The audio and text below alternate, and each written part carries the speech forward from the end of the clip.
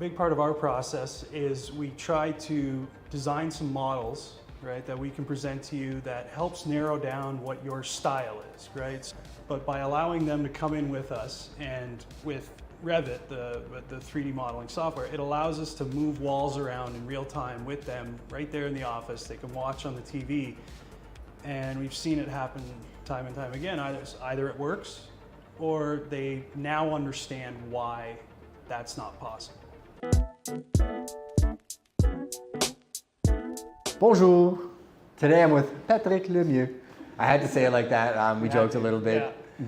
Born and raised in Montreal. His family's from Montreal. What is your actual title? So my actual title would be architectural designer. Okay. And what was your background to get to the place that you are today? So my background was, like those guys, was on site originally as a carpenter, and then I found out I had more of a passion for the design side of things, so I ended up going back to school and doing a 2-year program for architectural technologist is the title of it. And so get into more of the permit drawing side of things and the design. And yeah, that's... Have you always been techie? No. No. That was a big learning curve for me, the tech aspect of it, but you get over that and you figure it out as you go. And so when you went to school for architectural design, was it AutoCAD, 3ds Max, like modeling softwares primarily? It starts with, so they start you with the manual drafting originally, right? So you learn how they used to do it. And you see how slow the process is. And I mean, what that helps you do is you learn how to properly design a building, because you think about every aspect of it before you put it on paper, right? It's okay, I don't want to have to redraw this. So how does this wall actually get assembled? And then you slowly graduate to other programs such as AutoCAD, which is again just line work on a paper, to Revit, which is a 3D modeling program. So that generates not only the line drawings that we use for permits, but also a 3D model of the house. So you took the Mr. Miyagi route where he made you paint the fence first. That's it. You learned that skill set, then Slow you move route, on to the next one. From a consumer engagement perspective, from a software perspective, are you guys using anything that enables the consumer to feel like they can follow the process without having to know all the nuts and bolts? So we do use a software called Buildertrend that allows people to track the progress of everything and see the schedule that's designed, and any changes that happen in real time.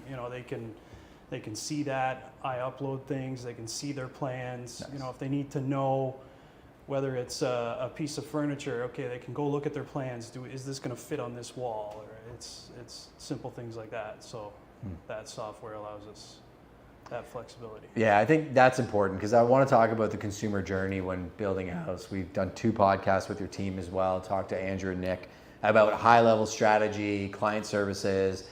The clients decided they're working with Halcyon Homes and they have an idea of their budget and what they want. One challenge we've seen in new development is if they're only building a home every 10 years or once every 20 years, they have a vision of what they want, but how to get there sometimes isn't as clear, or Uncle Jimmy's giving them advice who doesn't build homes. How do you deal with guiding a clientele from vision to reality through design? So a big part of our process is we try to design some models, right, that we can present to you that helps narrow down what your style is, right? So we offer a wide variety of different styles, and it helps people pick, okay, they know how many bedrooms they need, they know how many bathrooms, and then they're like, okay, maybe it's a modern farmhouse style, or it's a more modern style, and at least they can get started with that model, and then from there, we allow people to come into the office with us and tweak that model to suit exactly what their needs are. And that process, I mean, when you get into it with clientele, sometimes they have a lot of ideas. Some are possible, some aren't. How do you create efficiency around keeping them on track and not getting caught up in the minutia? Well, that's where we avoid a lot of trouble, by allowing them to come in, right? If you tell me over an email, right, the old way of doing things, if you tell me over an email, we'd like to add a powder room on the main level. right? And I look at the plans and I'm like, it doesn't really fit. Somebody says, oh, well, it's only 5 feet by 5 feet. You know, I'm sure it fits. But by allowing them to come in with us and with Revit, the 3D modeling software, it allows us to move walls around in real time with them right there in the office. They can watch on the TV. And we've seen it happen time and time again. Either it works or they now understand why that's not possible, right? And it helps them learn a little more about the building process and what we're doing. And, you know, they don't feel like they're getting ripped off or they're getting lied to, you know, that we just don't want to do that you're being lazy and you just don't want to move that wall or put exactly, the right? bathroom in, right? They feel like, we're being honest with them and there's a reason why it can't be done, or sometimes it can. And sometimes something arrives from that where, you know, we've made changes to models along the way that was a client's idea. Yeah. And it works out better. And we're like, you know what, that going forward, that's the new standard for that model. So I think being open to, we talked about this on one of the other podcasts, open to new ideas and finding inspiration through the process. Have you surprised yourself sometimes being in those meetings? Be like, I didn't think that was possible, but we could actually do this and find a solution? Happens all the time. Yeah. That happens all the time. You surprise yourself. The more eyes that look at something, you know, often the better the end result is going to be, right? And that's who's buying from you. So you can think your idea is the best ever, but if it's not what people want, then it's not what people want. So we can know too much in our industry, right? Is you be so stuck in looking at tunnel vision that you don't realize what actually matters to the consumers. Same thing with real estate agents. Like, again, it's results that they want at the end of the day. There's bells and whistles that you do to get to results. But at the client side of things, I guess one question I would have is when you know that something is in the best interest of your client and they're asking you to do something that maybe isn't going to get them the end result, how do you navigate communicating that to them in an empathetic way where you're not telling them, like, that's a terrible idea? Like, how do you guide them to the right idea is my question. I think it's having the right base of knowledge. You know, we have such a variety of knowledge bases on our team where it's like we're not just going to tell you it's a bad idea, right? We're gonna come to you with, okay, here's why this is not the best option, and then here's what is, right? Here's a solution that is gonna get you closer to where you want to be. Maybe not exactly, but it's a good option. You know, and it's coming with a solution for people. Yeah, the same conversation we had with Nick, right? Is if a problem pops up, giving them some guidance in terms of option A, B, C. When you come up with solutions, are you usually looking at a few different options or one specifically in mind? I think it's always good to bring a variety of solutions to somebody, right? And then it gives them at least something to pick from and arrive at something closer to what they wanted. It's always better to come with multiple options. So. A complete out of the box question. AR, VR, Apple Vision Pro, like, would it be fun to have a world where you can put on a headset and walk through a house? Do you think it's realistic? I think it's closer than we think it is. Yeah. You know, that's going to become a tool that I think is going to be here before we know it. It's going to become the next thing. You know, it's one of the tools that we've taken on recently of photorealistic rendering, and I know now Andrew's already been on me for to do the video walkthroughs, and it's like, okay, now I know the software has the capability, but like we said earlier, I'm not the tech guy, but we're going to start to figure it out. I have a Matterport camera for sale, maybe. During the pandemic, literally, we have one sitting in there. I bought one just because I was like, okay, you can't do anything and everything's shut down, so we bought a Matterport. And actually, for our luxury properties back then, I was doing tours of the properties, and then I would ship them Google Cardboard, which was actually like a $40 little cardboard glasses. There's one right there, actually, that little leather thing that you see next to the ping pong table. Yeah, grab that. And people could take that, throw it over here. See if I can grab it. Yeah. Oh, I'm right-handed. I grabbed it. Okay. So what they do is they take this Jimmy Jam and they slide their phone into it. And all they had to do is scan a QR code, and then they'd put it on and they would look through a house, essentially. So we were actually selling properties like that, especially clients that were buying that couldn't travel, using that don't work anymore because all the technology changed and everything, and the Matterport's not as useful because people can go in and look at houses. But if they're traveling in for new build spaces, We went down a wormhole. I'm like, man, how cool would it be to have a completely integrated software where you could be looking at a floor and like click, click, click, click, click, have like a little handle and go through 4 flooring selections and see what your house would look like, right? That's it. And I think when you start to get into that, you start to collaborate with other industries, right? It's okay, now somebody's furniture is staging the house, and people can just start to pick and choose from all these items and just start to tour around each of the, and like you said, for new builds, it's a huge thing. Sure. Right? Because that house isn't built yet, right? For normal real estate market of an as-built house already, it's somebody's going to go there and look at it. They want to see 100%. it. But for something that's completely new that they can't walk through yet, that's going to be, I think, a big part of our industry. Yeah, we launched a couple projects early on when nobody was buying off the plan, and then market went crazy and everybody bought off the plan, and now we're back to a place where people like just want to see the house. So if you build the house, a lot bigger chance they're going to buy it.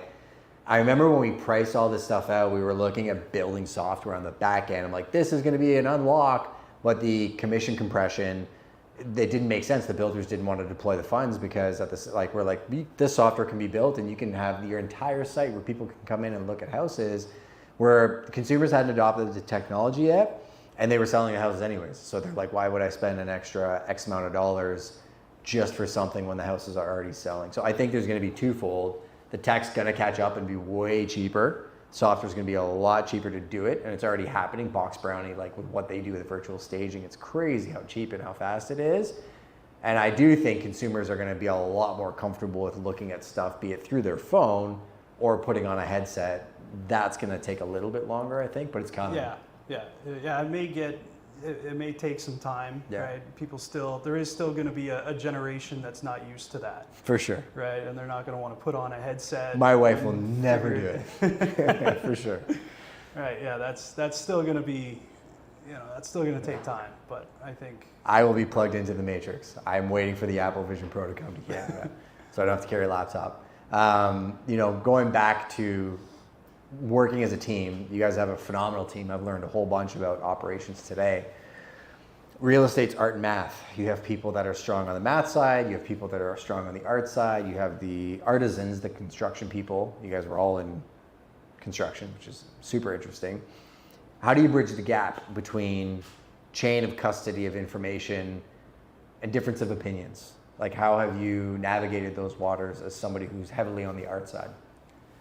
I think what helps is that we all just, there's a respect for everybody's opinion, and everybody collaborates, and there is obviously a chain of command like in any company, but I think it's that everybody's opinion has equal value, right? And we have our meetings, and you don't get offended if your idea gets switched, or the way you designed it is not how it's going to be. It's just everybody's opinion has value and is respected, and that's helped us, I think, helps us to grow, and expand, and so. And how do you find that trust has been built and forged in the organization? I think it's just your effort is recognized, right? That's along the way. I think the trust is built when you see everybody putting their full effort into each thing, and then you don't have to babysit somebody, right? I know this person can manage this. When I pass it off to this person, they can manage that, and everybody's dependable on their end of things. That sounds like a dream of every organization, and I think you get there by running at the speed of the people you're with, right? So I think having running mates that hold themselves to the same standard tend to push people in that direction. Yeah. I think that's a big part. When you have good leadership at the top, it inspires and motivates everybody to pull their weight, right? And nobody wants to be a weak link in the chain, and you're inspired to do good work and put everything into it. You ever been in an organization that had poor leadership? I did. Pretty much everybody has at some point. What do you think are signals of poor leadership? I think some signals of poor leadership is people not being willing to delegate tasks, right? I think sometimes in a lot of, especially like a drafting environment, right? It's, the guys at the top are trying to protect it, and they might nitpick at drawings or this or that, and they don't want to allow you to contribute your ideas to a design, right? And I think with this environment, it was like everybody, this design is a collaboration of all of our efforts. Yeah. And it's everybody contributing to it, and you know, you're not restricting somebody's role. Yeah, your ego can get tied up into it real quick, right? I know there's a commercial real estate legend, Bob Knackel in New York City. He just went through a very challenging time, left his brokerage, and it was very public, but part of the issue was he became massive on social media, and he's like the #1 investment guy in New York. And they fired him essentially because he was becoming bigger than the brand, which to me is completely backwards. Because why wouldn't they want to create an environment that's so good that he would never leave and amplify what they're doing through the brand that they have? And I think if you have running mates that aren't trying to protect themselves or stopping you from surpassing maybe where they're at in one certain aspect, you're going to probably bring that person back and become better in whatever your power is, and get an environment where you guys all have completely different skill sets. But the speed at which you try to elevate your standard to the people around you is what creates the ecosystem. Going back to what we said, I think business is changing. I think that's why you guys are doing well. Yeah, and by elevating everyone around you, you know, it allows you to do the things you need to do in your life, right? If you need to leave early on one day, right, for something family related, it's like you can be confident knowing that someone else on the team can pick up the slack, right? It's not just you who knows these details. So it just, you know, makes things a lot easier, right? From a project management perspective, how do you manage all of the different personalities, clients, projects, designs, and keep them sorted in your head? Or software, I guess. That can be a tough one. I mean, that's every client is different and brings their own unique challenges, and you just try to approach it with like Nick had mentioned, where it's a positive, right? Try to see it as a positive. Every interaction, you're trying to learn what you can from it, and you know, maybe that's a more harder to work with. That client might be harder to work with, but maybe they contributed something to the design that worked out better, or you know, they caught a mistake before it spiraled into something worse for you. Yeah. Right? And so I think that's what is, just try to see it as a positive. Yeah, and the tough ones make you appreciate the easy ones and vice versa as well too. I think the last question I have for you is, you guys seem to have very clear direction on who's responsible for what. From a client communication standpoint, is it separated between if this request comes in, it goes directly to you versus somebody else, or is there sometimes something that comes in that is you and another department and you guys have to collaborate on it at the same time? I think there is often a lot of collaboration. You know, a lot of stuff goes directly to Andrew, and then, you know, can trickle down to me, or I've had people even come, Andrew will just have a conversation sometimes on site and just be like, you know, reach out to Patrick directly, right? And I'll get someone ask me about something, whether it's landscape related or something to do with a measurement in their house, and so, you know, it doesn't matter which one of us it comes to, we can all collaborate and arrive at a solution. Do you guys use internal comms, like a certain system that you guys use to communicate? I know death by 1,000 emails is not the answer.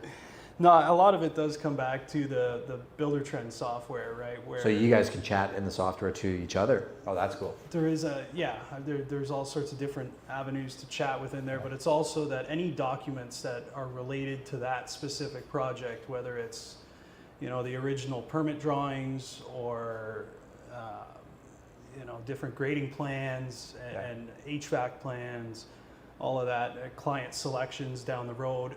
All of those documents are neatly organized within the project folders on Builder Trend, right? So that it reminds me, I cut you off, sorry. I was thinking 2 steps ahead, blockchain technology. Like, my dream is in real estate that the blockchain technology comes down the pipeline and we're all working off the same set of documents, not an APS that gets sent to a lawyer and an agent and you get a redacted wrong version back and like all these little mistakes happen.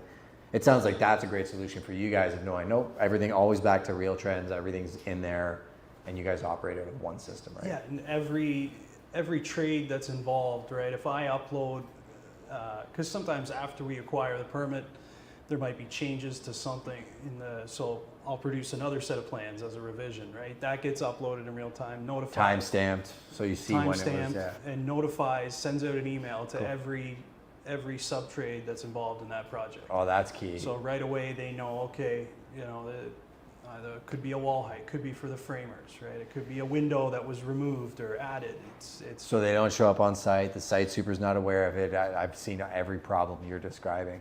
I lied. Wasn't my last question. Design trends. Not real trends, but trends that you see in landscaping, interior design, exterior design. Where is the market at now? Anything you're excited about when it comes to design? That is a tough one. I get a lot of mixed opinions of different design styles. Obviously, we've seen certain ones come back in and out.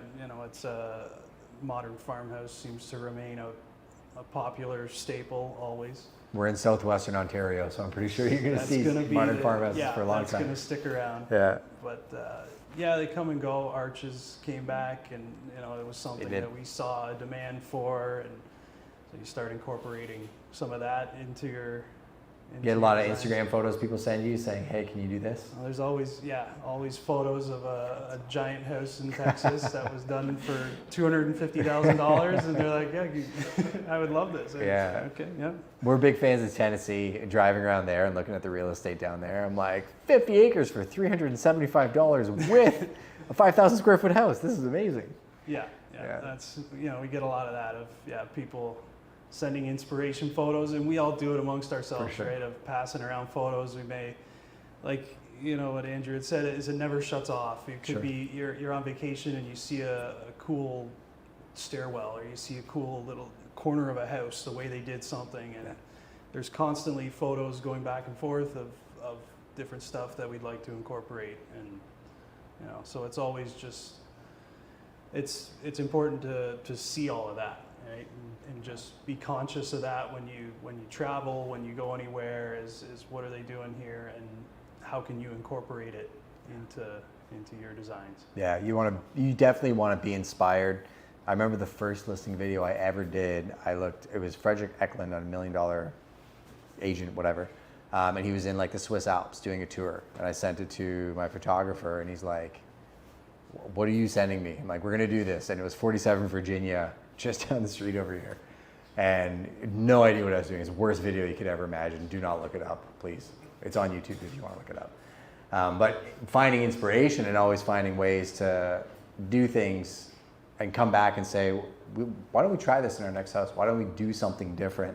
I think is always going to enable you to stand out and feel passion and purpose in your work.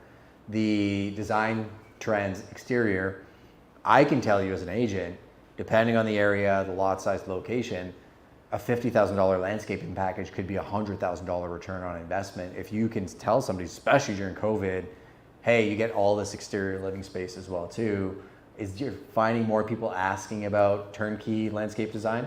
So that's something that we're looking to incorporate that we had recently discussed was, especially now with the capability to do the photorealistic rendering, it's like, we can provide not only here's the image of it, right, but here's the plan, and it's just an add-on, right? It's just another little add-on that somebody, as they're going through the building process, they pay for their plans. It's just, okay, here's for whatever the price is, here's your landscape package, and you already know what it looks like. You don't have to visualize anything.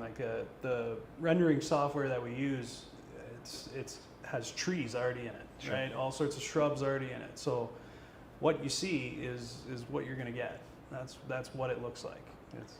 I can tell you, if you're watching this and you're building a new house, it's not a sales pitch. Do your backyard and finish your basement. It's worth it, because it's going to be on your honey-do list. You're going to be like, I'll do it next year, I'll do it next year, you'll do it next year. And the time that your wife's going to ask you to finish it and the price you're going to pay retail, you're probably better off to just have it all done at the same time.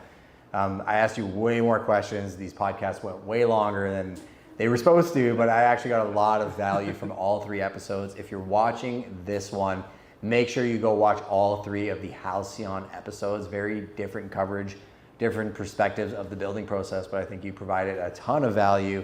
And if anybody can go see the links below, follow him online, check out his design work as well. Obviously, connect with Halcyon if you're looking to do new build as well. But appreciate your time.